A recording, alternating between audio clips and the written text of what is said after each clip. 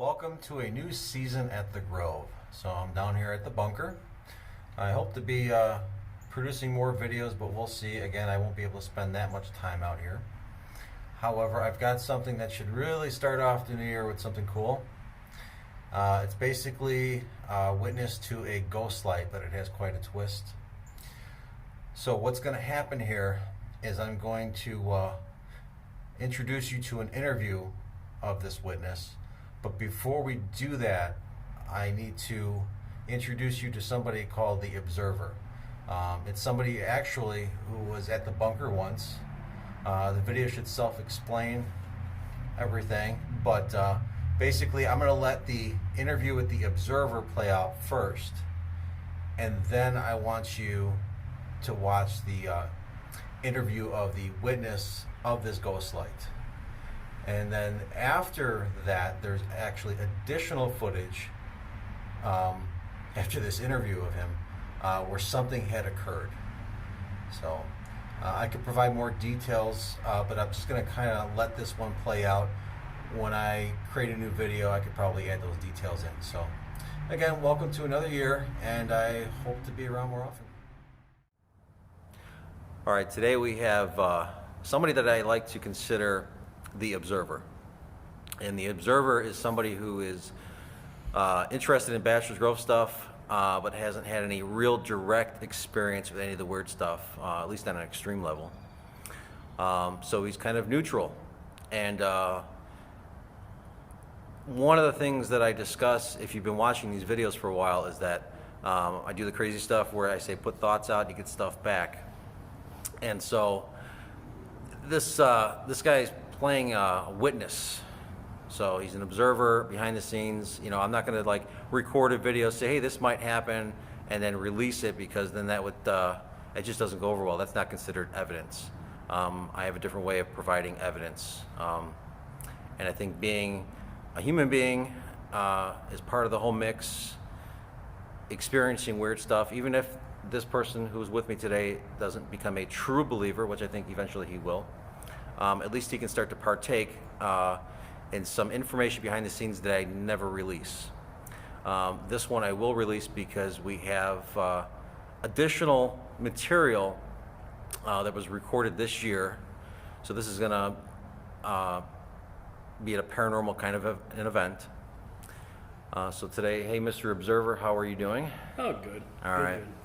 Good. He can be a little nervous on video, so the reason he's being called the Observer and not being given a real name is because his profession, what he does for a living. Maybe that'll come out in the future. Maybe it'll never will.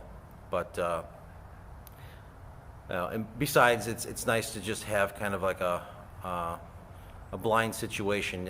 He doesn't need to be the main focus right now. It's the material needs to be the main focus. I'm not the main focus. You know, that kind of thing. So, Mr. Observer, you're here to essentially vouch for what I'm going to be saying. Yeah. You know, putting your ass on the line, so to speak. Yeah, something like that. And last year, you know, I tell you a lot of things in confidence, things that the public probably really doesn't need to know, because it's more like you know, I don't mean to make it sound too mysterious or even negative, but it's kind of a game. The things I tell you, you know, when I put these thoughts out and stuff, it becomes kind of a game between this intelligence that's out here and stuff. But I like the public to be more, how do I describe this? Blind to some of it, because it's more fun definitely. that way. It creates a what the fuck situation kind of going on. What's really going on? And if I can come back later, like we're going to be doing now, and I can say, hey, there's this little tidbit. So this one guy gave me an interview about a ghost light he had witnessed with some friends, and so now I can come back with the Observer and say, hey, you know, this is what I said. Can you vouch for it? So for this one particular instance, we have a history, an unpublished, very scarce kind of information about ghost lights at Rubio Woods. So this would be north of Bachelors Grove Cemetery. Again, it's rare, but what I have decided to do as part of this thought process, putting it out with this intelligence, was I said, we need to start having interactions at Rubio Woods. We really need to have some real interactions, and definitely public. And there's more to it than that. However, I did tell the Observer last year that I had begun doing this. Yes. And so there you go. Yeah, I mean, he's definitely he brought it up, like, quite a bit. Not so much to the point you were, like, blurting it, but, like, moments you would just spit it out. Yeah, I would just bring it up. Yeah, you would just bring it up. And Right. With a lot of things I do, whether it's just some supposed idea in my head, or maybe I'll even start getting some visuals about what I think is going to be happening in the future. That's crazy talk, right? But I like to tell him some things in the event that it happens, kind of stuff. You know, if I were to pre-record it, number one, that would take up too much of my time. Number two, there's no way for you to tell if I'm faking it. You know, when did he really record that? You know, I'm not going to hold up a newspaper with a time and date and stuff, you know, that kind of thing. It's just not going to work. Being a first-hand witness to some of it, even if it's just telling somebody something such as this is going to happen in the future, and then they get to experience it firsthand because I told them, that's more believable. That has more substance to it. So out of some of these things that I have told you, God, there's so many things in my head. Let me take a second here. Now I remember. Okay, so in this interview of this person who witnessed this ghost light, after the interview itself, we had a private discussion. And in this private discussion, it got pretty deep because I was explaining to him why certain things were probably happening to him. Again, a lot of these things can become personal when you have experiences out of the Grove. And in the middle of me talking to him about the nature of some of probably the reasons behind it, I had witnessed a flashing light behind him in the cemetery. Now, for me, it's not too unusual to see these things, so it's just like, hello, friends, to me. It's what happened next. And so I had witnessed something off to my shoulder. We can get into that later. And then the same person who was there, who gave me the interview about the ghost light, had witnessed what it was on my shoulder and behind. And what it was actually was something that I related to the Observer. What I told him was going to happen, or start to happen. So I assume it's going to be happening more frequently, but I hope that it's going to be more documented. So, Mr. Observer, at one point last year, I had brought up that I kept getting these flashes that I would be in places such as standing in the cemetery, facing maybe a certain direction or whatever, and lights would be flashing behind me that I would be unaware of, and other people would actually start seeing it. So I did say that to you.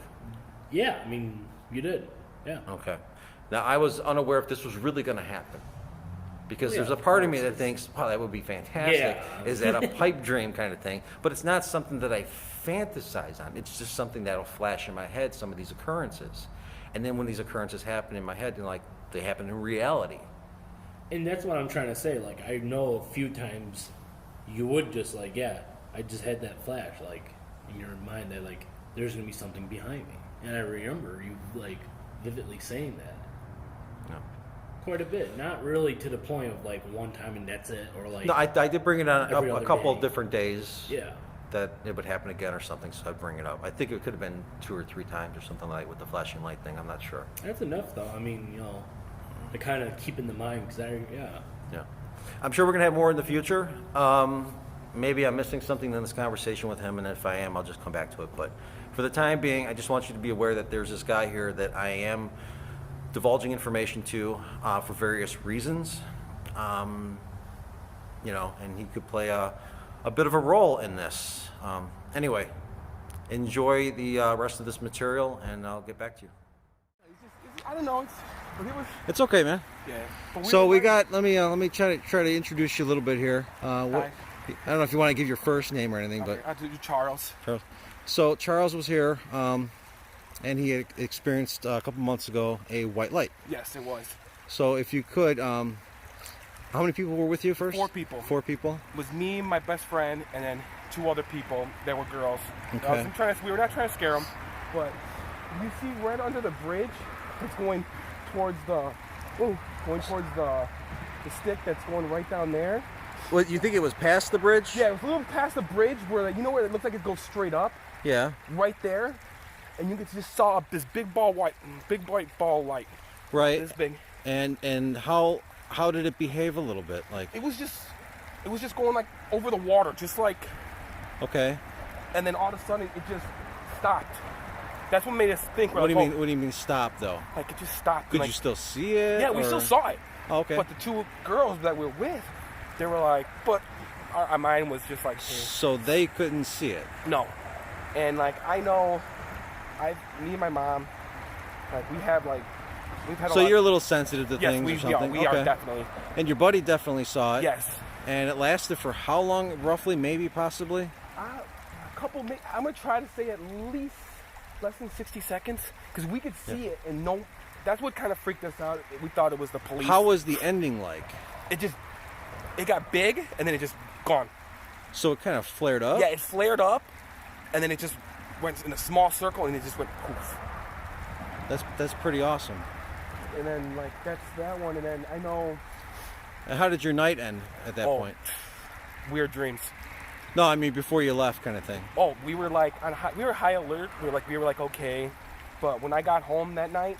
So you were kind of jacked up a little bit. And then that whole night I went home to sleep. That's all that was coming in my brain was that big bright light, and my buddy was like, "Hey." Anything you want to share on camera, or you want to share off camera about that? I'll start a little bit off the camera. Okay, on that because that could be a little extra personal. Yeah, I know how some of that was goes. Really kind of. Yeah, I get it. Yeah, that is extremely interesting. But that was mostly fun. It was fun, but it was mostly like wow, and just. There's more that I actually could say about your sighting. Yeah. But you'll hear about it when I publish this. I think you'll be extremely interested. All right, cool. Thank you. That's why I love I hope they stay like this, and just I love this place. I love coming here, and it's like just to see what's changing, meeting people like you and this young gentleman.